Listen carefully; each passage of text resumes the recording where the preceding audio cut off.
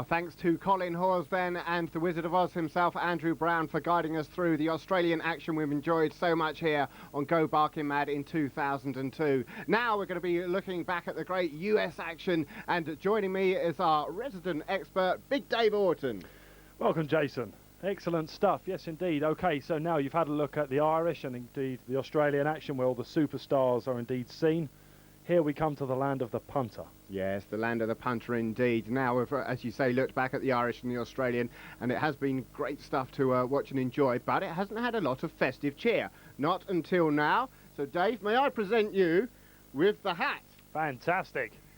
I bet you're going to enjoy wearing that, aren't you? Well, it's the season to be jolly, Jason, and talking about this American racing, let's start by doing our Christmas shopping and see if we can get some dollars in the purse nice and early. And we're going to explain to you exactly how the game plays. So, yes, enjoy the hat. Certainly I am doing that just right about now, and I can tell you that there's a massive of interest each and every night here on Go Barking Mad for this American racing. 7 nights a week, of course, it's available to them. The very best 8-dog racing you're going to find. And it's actually the 5th biggest spectator sport out there in the States, which if you think about the size of the country, that's no mean feat. Well, yes, and you take out chess and drafts and Ludo and all the big sports out there, then so greyhound racing coming in 5th has got to be right up there. Well, I'm going to be asking Dave, tapping your knowledge, if you like, after we've experienced some of the action. Now, the first track we're going to show you is a Wheeling Downs in West Virginia. Sit back and enjoy this. Here comes Spunky the Off. Heavily rounds out of the box. 5 going to the lead. 1 rushing up with the 8 to the outside, followed by the 6 and the 2, 3, 4, 7. Cool Kirsten goes out on the lead as Seabar Joanne is second down. Set him up Joe's there. And Alaska Panda. 1 up front, followed by the 8, 6, and 5. Round the fire chair, and Cool Kirsten has the lead over Seabar Joanne, who's closing in now. Here they come into the stretch. WW Cool Kirsten and Seabar Joanne from the outside is going to challenge down at the wire. Here they are.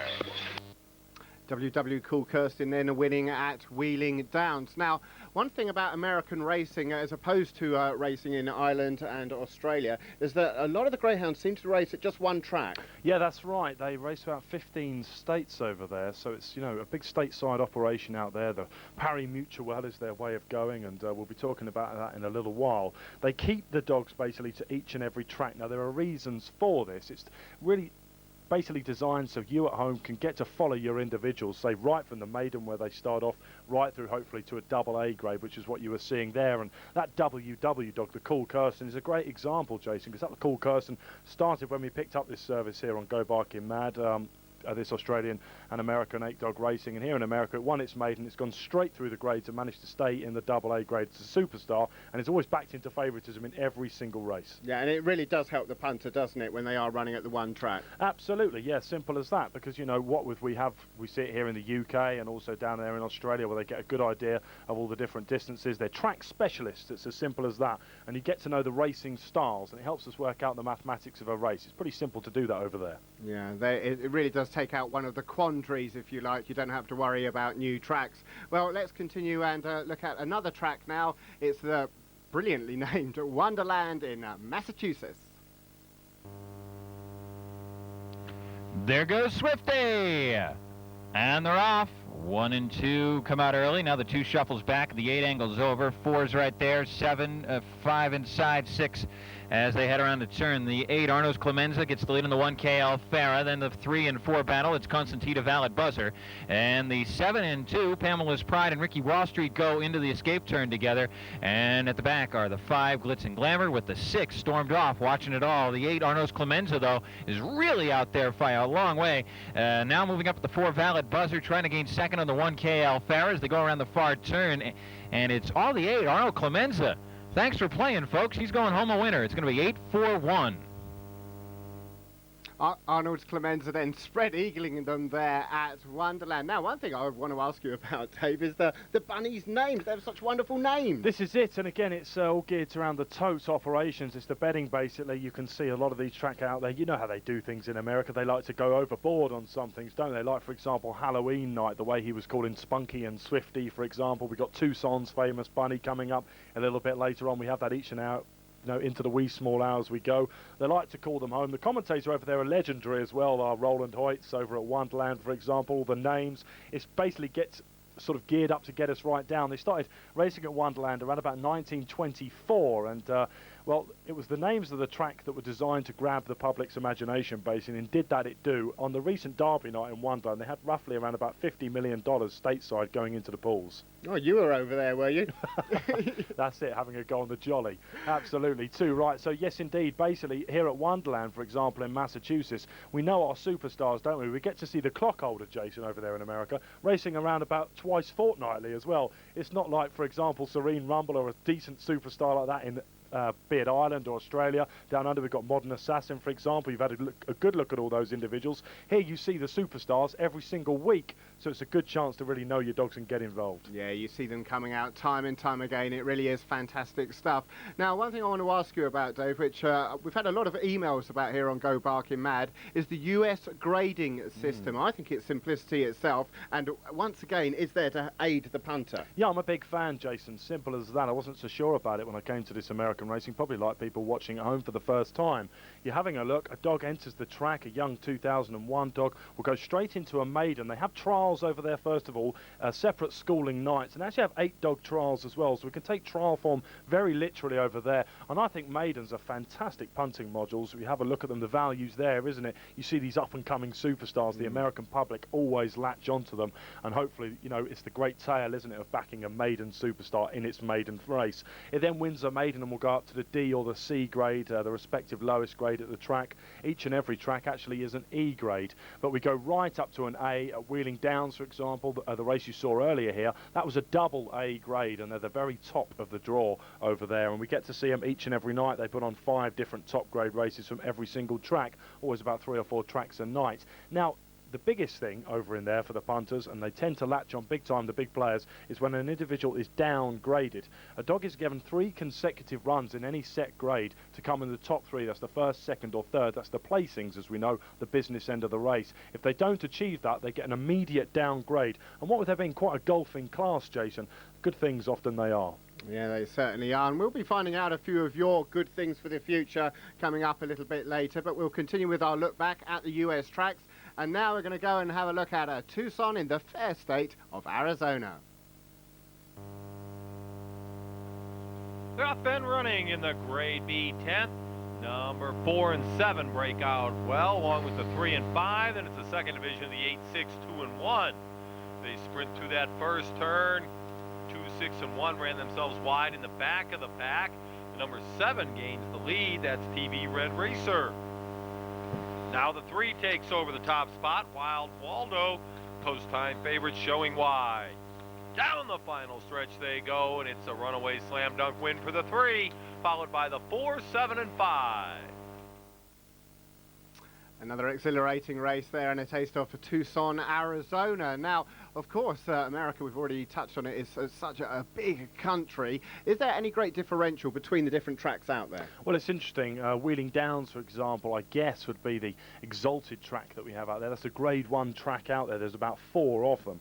And here on Go Barking Mad, Wheeling Downs is thought to be the classiest of them, if you like. Of course, in Alabama, we've also got Victoryland and Birmingham. And in that state, it tends to be Birmingham where they aim the decent sorts. Tracks, for example, like Tucson and Southland and also Victoryland, all available here on GBM, they're mainly thought of just being hard punting modules. Each and every single night they have a matinee and an evening meeting out there. Interesting to note the different grades, like, for example, the double A grade at Wheeling Downs, say, for example, might be a tad classier than an A grade, say, at Tucson. But at the same time, they have lots of different evenings over there. 4 times a year, Jason, they have a Night of Stars out there.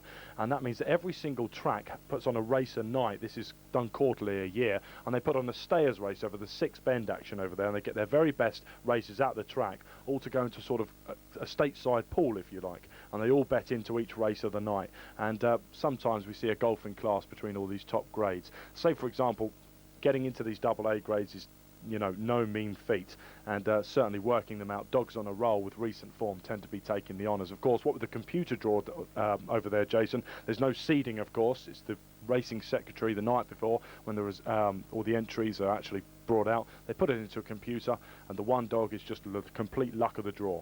Yeah, just another thing I want to touch upon. Out there in America, they don't seem to race over a variety of distances, not certainly as much as they do in Ireland and, of course, in Australia as well. Again, it comes down to being a track specialist, doesn't it? And that just helps you as the player out there. Certainly a leap of faith, isn't it, when they go down into the E grade?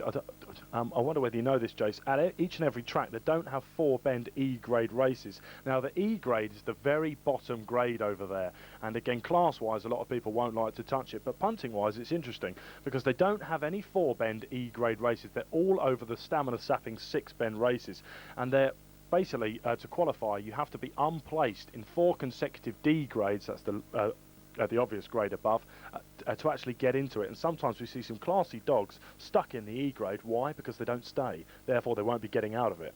Yeah, there you are then, the vagaries of greyhound racing over there, USA style. And the great thing about here at all the racing on Go Barking Mad, remember, doesn't matter what the grade, every race does have a winner. Let's continue then looking at the US action. We're now going to look at Victoryland in Alabama. Dave, can you take us through this race? Yeah, Victoryland is an interesting little module, Jason. Again, we've got a grade A coming up onto the screens for you, we can see. Interesting to see the breakout there. Again, it's very easy to work out the races over there simply because we're checking out every single seeding over there. We don't have wide seeds, we don't have inside seeds. You have to understand and follow your dogs over there, each different style. Now they tend to break. It's a fair run up into the corner as we've seen, and wide sweeping galloping track this is. Unlike Wheeling Downs, the front runners tend to come back to the packs, but usually most of the tracks out there in the States, they tend to go to the front runners, and we'll be highlighting to you each and every night before each and every single race where the pace comes from in a race, and more often than not it tends to go to the front runners around that corner, sticking to the inside rail. A dog with a bit of pace can often be a good thing. Yeah, it certainly can. Now, there's more than one way to play the game here, of course, on Go Barking Mad. We're big fans of Quinellas and trifectas as well. Now, you can, of course, play those in Australia and Ireland as well, but I think that particularly the American racing really is geared towards that. Yeah, definitely, 100%. We look at the market guides before each and every race, Jason. Also, we take in the parades as well, have a look at our beasts before they actually go onto the track. And we sometimes see a very volatile win market out there, don't we? Like, for example, a 2-to-5 on favourite can all of a sudden go into 10-to-1. Now, there's a reason for this. It becomes in the forecasts over there. That's what the punters trackside like to get involved with. They go out there and they have their multiple selections, known to us here in the UK as exotic bets, if you like. Why? Because it's 8-dog racing, and sometimes we want to give ourselves numerically a big chance of getting involved. Sometimes there are ways to not lose on a race rather than taking the money, for example. And you can do this, of course, all here on GBM with your Quinellas. That's the first and second home in either order. A lot of people like to go for the inside jacket of 1 against the outside jacket of 8. Now, not every single race that's going to come in, but percentage-wise, at each and every track, you'll often see the win odds of the 1 and 8 shorter. Why? Because it's the percentage call over there for your Quinellas and trifectas, your 1, 2, 3. Yeah, and the way to bump up those Quinellas and trifectas can often be by putting in an outsider. Yeah. Now, generally, I know it's, again, I was throwing a few of these, if you like, googlies at Aussie earlier on. It's impossible to answer with any surety, but how do the outsiders go in America? Well, it's interesting. Again, you've got to look at the support for these things. It's often the dog down in grade that the big players steam into. And of course, we'll be taking a look at these local guys. We know how popular they are for you at home to see where those dollars are applying favouritism out there. The outsiders, it's at the end of the day, Jason, when all the trapdoor is done by computer, it really does throw it up, and that's basically to maximise tote potential, simply to make it a level playing field for all. Say if WW Cool Kirsten, the dog we saw earlier on at Wheeling Downs, was always in the 1 jacket, there would be very little point in the others turning up. And there's a reason for this. These dogs race against each other in the top grades, for example, week in, week out, and we get to know the form, we can study it. We get to know our early pace types, our dogs that come from behind, and the mathematics is what it's all about. It's about knowing which traps to avoid as well. The outsiders, though, they generally come in. We have a night of shocks each and every night of the week, don't we? Yeah, we certainly do. Now we're going to continue looking back at our tracks. It's the last track we're going to look at now. It's in the state of Alabama. It's Birmingham. And they're off. On front is E1, followed by D4, 8, 5, 3, 7, 2, and 6 as they go around the first turn. Number 1 now taking the lead. Number 1, Caffeine Rush, followed by D8, 4, and 7. As they come out of the first turn, number 1 holding on to a 1 lead, followed by D8, 4, 7, 2, 3, 6, and 5. As they go around the fourth turn, number 1 holding on to a 1 lead. Number 1, Caffeine Rush, followed by D8, 4, and 7. As they go down the home stretch, getting closer to the wire. Number 8 now taking the lead. As they get to the wire, it's going to be 8, 1, 4, and 2. That was Birmingham, Alabama. I do hope you enjoyed that. We're almost coming to the end of our review of the American racing, but of course it's a preview as well. We're always looking ahead. And Dave, I said at the start, you are our US expert. Who are your dogs to follow? Come on, give us a few winners. Well, there's a couple of certainties out there in each and every single race. Now, you might think to yourself, well, I can't get rich backing these certainties, but when we get these interactive pool betting out there, you're almost betting against each other, aren't you? And it's opinions to a certain extent, isn't it? Now, the good thing to do is there's plenty of websites out there to check out. For example, there's full of information out there in the States. They've got the Greyhound Council, for example, over there that are constantly putting up and updating the fastest times, the up and coming. What I would say is look for a maiden consistently getting under 31 seconds in its maidens about to score. Play these maidens more often than not. I would say there's some good maidens about to come up. Of those dogs that have recently won, we've got the clock holder at Wonderland, George's Song. Now, this individual has come over to the track and around about just leading up to Christmas had 15 starts only in its career, Jace. A 2001 son of Molotov, who's the top sire over there of the Four Bends over the last 5 years. This individual's already broken the clock and he's had 15 runs, 10 victories and another bundle of seconds as well. This individual is a good thing around the track. He's got so much early pace, exactly what you need to find in a dog over there. Whenever you see him, do indeed get on. For the staying races, there's a couple that we really like. There's a dog called Claire Dolan that's about to come back onto the track at Wheeling Downs, who's a stayer. Actually won the Night of Stars, one of those nights I was talking about earlier on at Wheeling Downs. That's a real superstar, still in the making, quite a young stayer there. I would also say that Sunday, of course, the maiden that we saw not too long ago winning at Wonderland, that's another dog to follow. So there's three for you to have a look at. But what I would say, the consistent sorts, again, we've had a look at WW Cool Kirsten.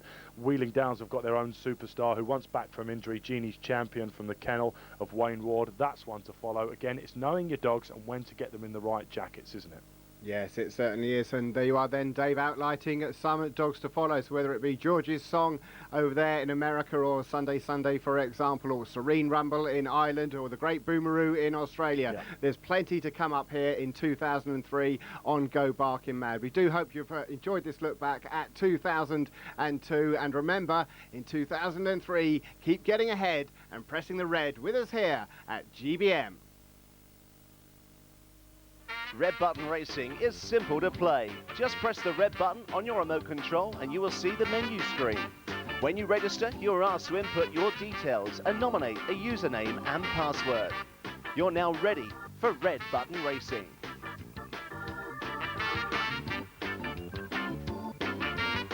Once registered, select Login from the menu and enter your username and password. It's as simple as that.